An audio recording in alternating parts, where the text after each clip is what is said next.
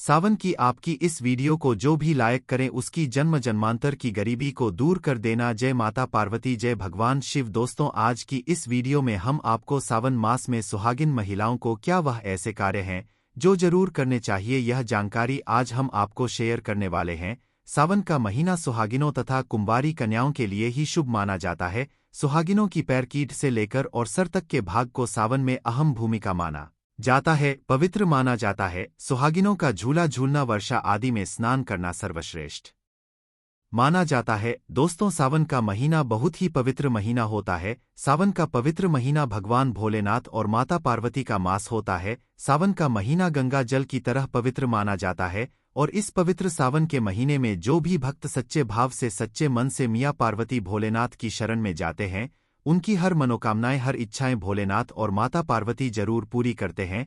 और करें भी क्यों ना, आखिर हम सब माता पार्वती और भोलेनाथ की ही संतान है। सावन मास में आपको ज्यादा कुछ करने की जरूरत नहीं है, मात्र पवित्र शिवलिंग पर एक लोटा जल अर्पित करने से भगवान भोलेनाथ आपके सभी संकटों को समाप्त करते हैं। शिव पुराण में बताया जाता है कि सावन के पवित्र महीने में घर परिवार में किसी एक सदस्य को एक तांबे के लोटे में जल भरकर और उसमें थोड़ा गंगा जल और कोई भी एक लाल पुष्प शिवलिंग पर चढ़ाने से भोले बाबा आपको धन से मालामाल कर देते हैं।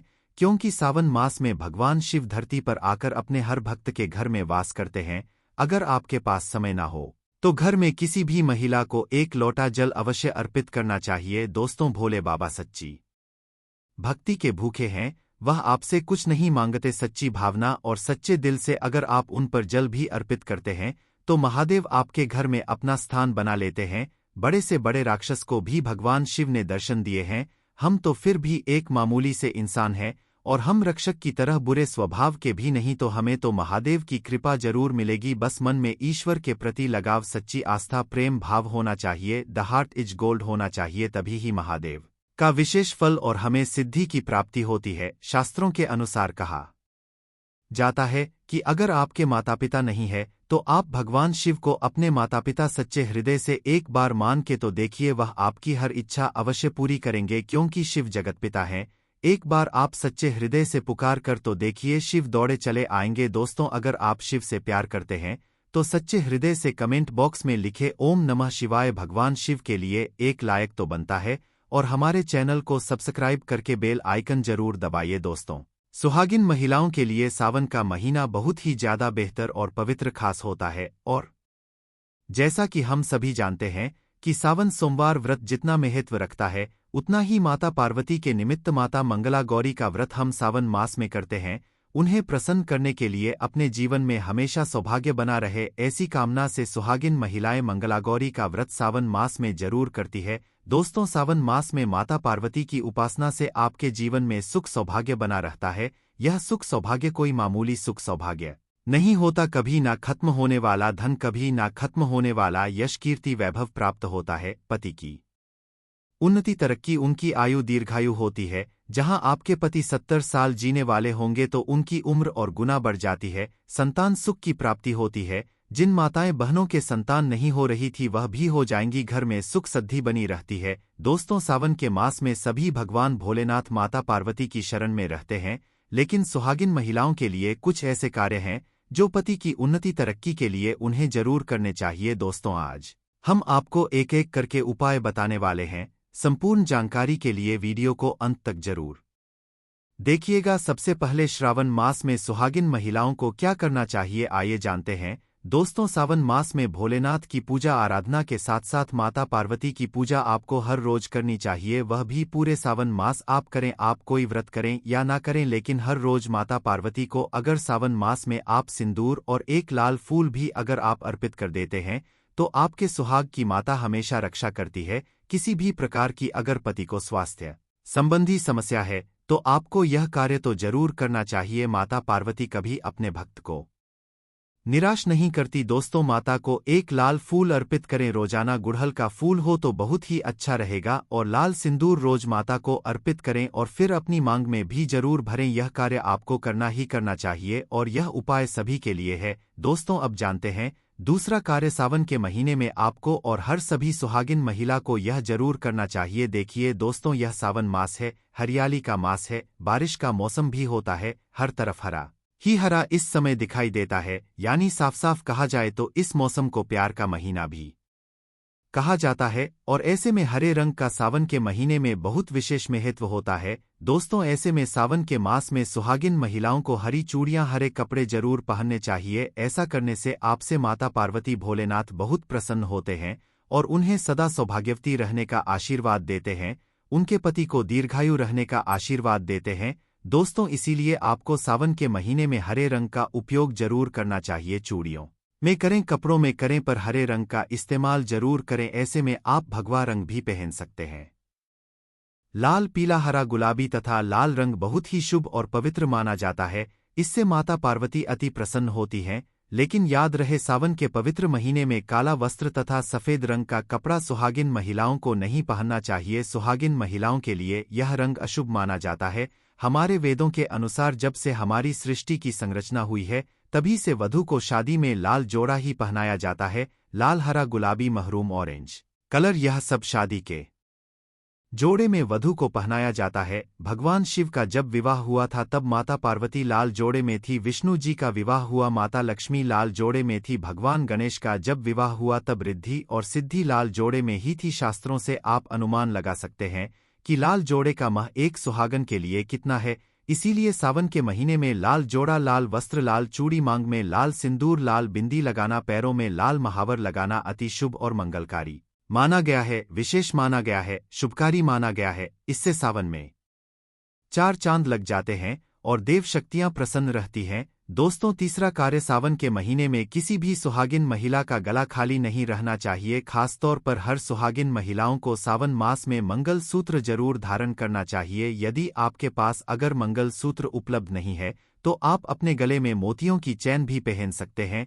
लेकिन सावन के मास में महिला का गला बिल्कुल भी खाली नहीं होना चाहिए और अगर मंगल सूत्र है तो आपको मंगल सूत्र ही पहन लेना चाहिए। दोस्तों, खास बात का ध्यान यह रखिए कि मंगल सूत्र कहीं से भी टूटा हुआ ना हो, गला हुआ ना हो। किसी भी प्रकार से अगर मंगलसूत्र में कोई दिक्कत है तो आप उसे फिर से अच्छे से तैयार करवा लें और इसके बाद उसे सावन के महीने में पूरे मास कम से कम आपको जरूर धारण करके रहना चाहिए। जब किसी के पति की मृत्यु हो जाती है तभी ही उसके गले से मंगल सूत्र तोड़ दिया जाता है, उसे मंगल सूत्र से वंचित कर दिया जाता है। यदि आपके पति हैं और आप सावन के महीने में गले में मंगल सूत्र धारण नहीं करते हैं तो माफ कीजिए मोहतरमा, दरअसल आप अपने पति की मृत्यु का शोक मना रहे हैं।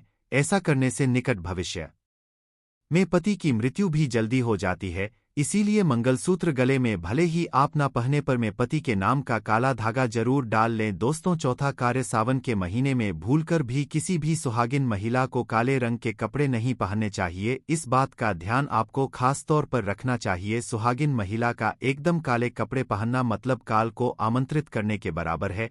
इससे भी पति की आयु दीर्घायु नहीं बल्कि मृत्यु को आमंत्रित करने के बराबर माना जाता है। देखिए, हम हर रंग के कपड़े पहनते हैं और पहनने भी चाहिए, इसमें कोई दिक्कत भी नहीं होती। लेकिन सावन के मास में आप काले रंग के कपड़े ना पहने, आप अन्य किसी भी रंग के कपड़े पहने, लेकिन काले रंग के कपड़े तथा एकदम सफेद कपड़े। खासतौर पर सावन मास में दूरी बना ले। शादीशुदा महिला के सफेद कपड़े पहनाना भी विधवा होने की निशानी मानी जाती है, विधवा होने का भयंकर रूप माना जाता है।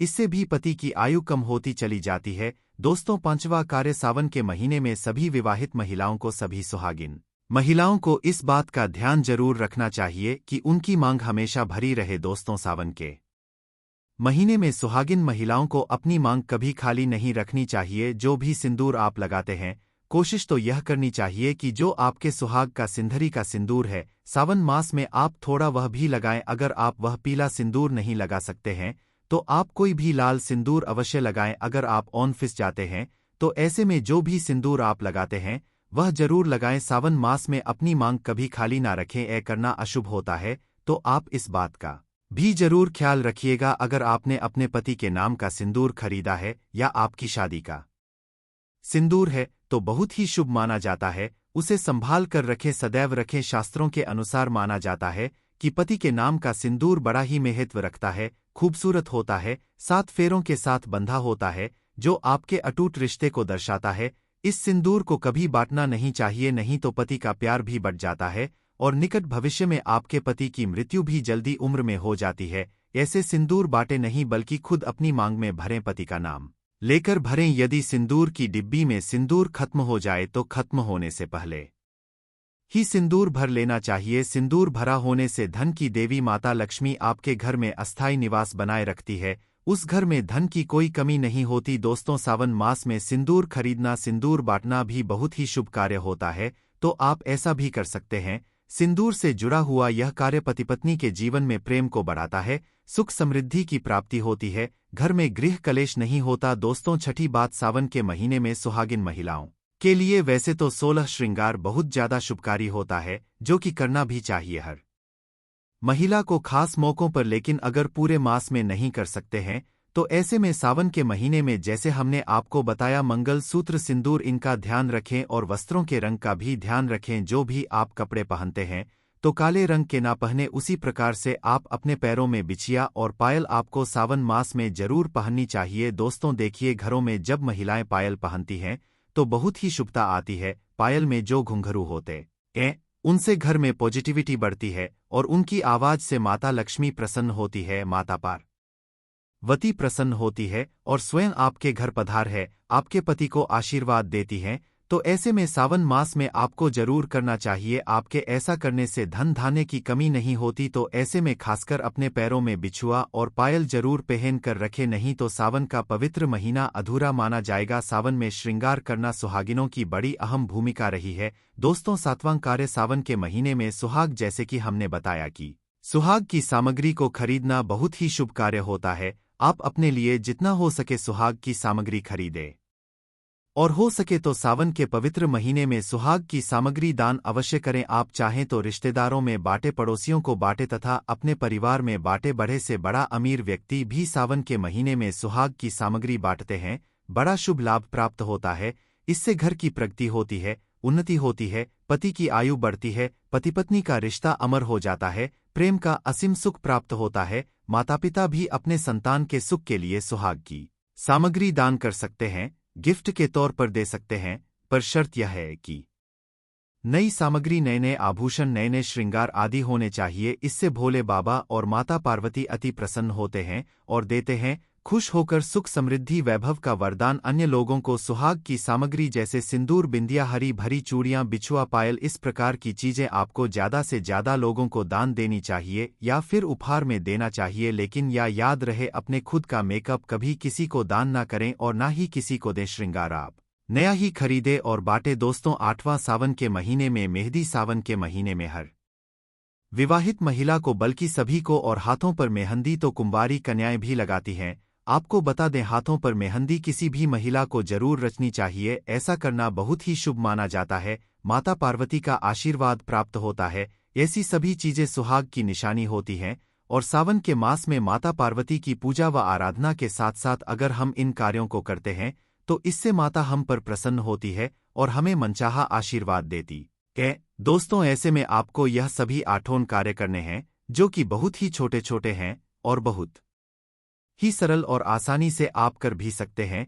लेकिन ध्यानपूर्वक सावन के महीने में सभी सुहागिन महिलाएं इन कार्यों को जरूर कर लें, नहीं तो सावन का पवित्र महीना अधूरा माना जाएगा। यह पवित्रता आर इसके बिना रूखा रूखा माना जाता है। आपका व्रत भी इसके बिना अधूरा रह जाएगा। सावन में छोटी छोटी कन्याओं को चूड़ियां भेंट करने से, बिंदी भेंट करने से, पायल भेंट करने से, कंगा भेंट करने से और अपने हाथों से खुद उनकी कलाइयों में चूड़ियां पहनाने से 9 देवी अर्थात ब्रह्मांड की देवी प्रसन्न होती हैं। माता लक्ष्मी, माता काली, माता सरस्वती, तीनों देवियों का भरपूर आशीर्वाद प्राप्त होता है। भगवान भोले बाबा की कृपा बरसती है, माता पार्वती की कृपा बरसती है। लक्ष्मी दोनों हाथों से धन की वर्षा करती है, कन्याओं में साक्षात देवी माँ बसती है। तो अगर कृपा पाना है तो सावन में छोटी छोटी कन्याओं को यह चीजें भेंट अवश्य करें। यह मौका हाथों से मत जाने देना, साल में एक ही बार आता है। सावन का पवित्र महीना, तो कन्याओं को अवश्य बांटे। यह सभी सामग्री आपका बेरब समाप्त हो जाएंगे। कन्याओं को यह सभी सामग्री बांटने से आपके कई तीर्थ यात्रा पूर्ण माने जाते हैं। 100 यज्ञ करने के बराबर, गंगा स्नान करने के बराबर, गौदान करने के बराबर, गाय माता को भोजन करने के बराबर ही माना जाता है। दोस्तों, आपके सभी कष्ट दूर हो जाएंगे। सच्चे दिल से कमेंट बॉक्स में लिखे ओम नमः शिवाय और हमारे चैनल को सब्सक्राइब करना ना भूले। भगवान शिव के लिए एक लायक तो बनता है। चमन रस के पुत्र मेधावी रस तपस्या में लीन थे, तभी वहां मंजू कोसा नाम की एक अप्सरा आई जो आर्य पर मोहित हो गई और उन्हें अपनी ओर आकर्षित करने का प्रयास करने लगी। उसी समय कामदेव भी वहां से गुजर रहे थे। उनकी दृष्टि अप्सरा पर पड़ी तो उन्होंने भी उसकी मनोस्फीयर के वशीभूत हो गए। इसके बाद आर्षि शिवजी की तपस्या भूलकर उस अप्सरा के साथ रमन करने लगे और अपना सारा ध्यान तपस्या ध्यान खो बैठे। इस प्रकार उस सुंदरी अप्सरा के प्रेम में पड़कर उन्होंने अपने जीवन के कई वर्ष व्यर्थ ही गंवा दिए। बहुत लंबा समय बीत जाने के बाद एक दिन मंजू घोष ने महर्षि ऋषिम से स्वर्ग लोक जाने की अनुमति मांगी, जिससे आर्ष को उस समय आत्मज्ञान हुआ कि उनके साथ छल किया गया है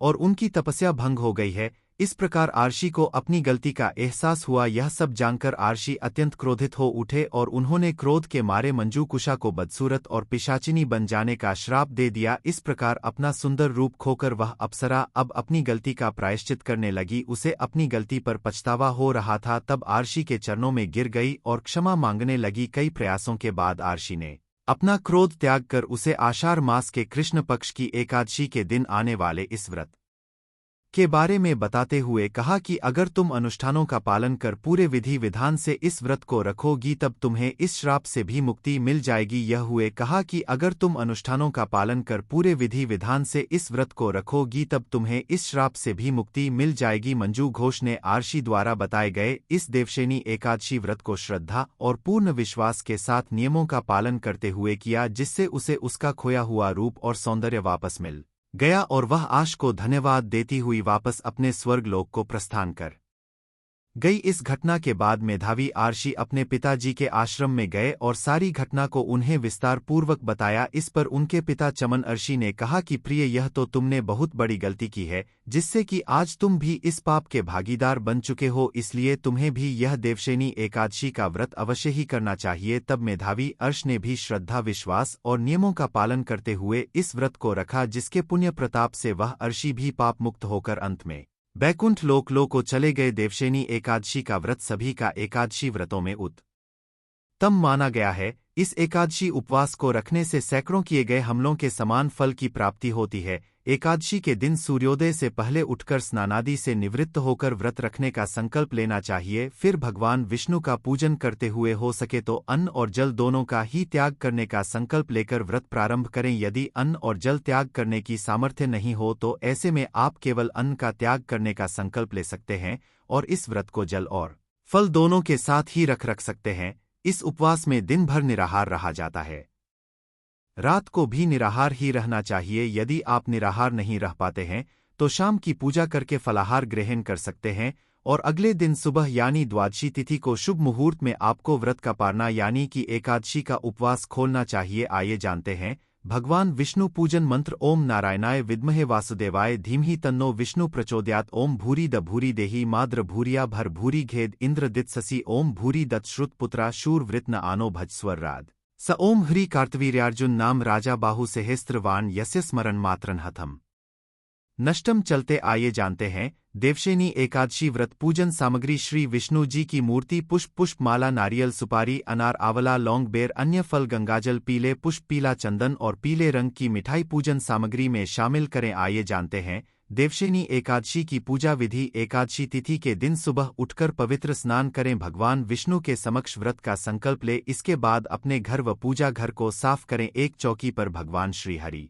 विष्णु और माता लक्ष्मी की प्रतिमा स्थापित करें। भगवान का पंचामृत से स्नान करवाए। पीले फूलों की माला अर्पित करें। हल्दी या चंदन का तिलक लगाए। एकादशी नियमों के अनुसार व्रत का पारना करने से पहले अपनी सामर्थ्य के अनुसार किसी योग्य जरूरतमंद व्यक्ति को कुछ न कुछ दान देने के बाद ही यह व्रत खोला जाता है। आइए अब जानते हैं देवशेनी एकादशी कब से कब तक है, व्रत का पारना कब करें। लेकिन उससे पहले अभी तक आपने वीडियो को लाइक नहीं किया है तो वीडियो को लाइक करके हमारे चैनल को सब्सक्राइब अवश्य कर लें। दोस्तों, इस बार साल 2024 में 17 जुलाई देवशेनी एकादशी है और एकादशी का उपवास भी उसी दिन रखा जाएगा। इस दिन सभी वैष्णव संप्रदाय के लोग भी व्रत रखेंगे। देवशेनी एकादशी का व्रत 2 शुभ योग में पड़ रहा है। देवशेनी एकादशी के दिन त्रिपुष्कर योग और सर्वार्थ सिद्ध योग का निर्माण हो रहा है। सर्वार्थ सिद्ध योग 17 जुलाई को प्रातः 527 बजे से अगले दिन 3 जुलाई को सुबह 440 बजे तक रहेगा। वहीं त्रिपुष्कर योग 17 जुलाई को सुबह 842 से 3 जुलाई को 440 तक मान्य है।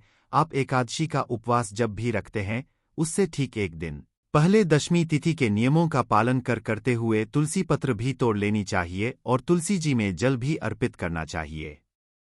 एकादशी उपवास के दिन तुलसी जी में जल अर्पित नहीं किया जाता है, न ही तुलसी पत्र तोड़े जाते हैं और भगवान विष्णु को होग में तुलसी जरूर अर्पित की जाती है। इसलिए आप दशमी तिथि को ही हर हाल में तुलसी पत्र तोड़कर रख ले। पाप मोचनी एकादशी 2024 पारण समय जो लोग 17 जुलाई को देवशेनी एकादशी का व्रत रखेंगे, दशमी तिथि के सूर्यास्त के बाद अन्न ग्रहण नहीं किया जाता है।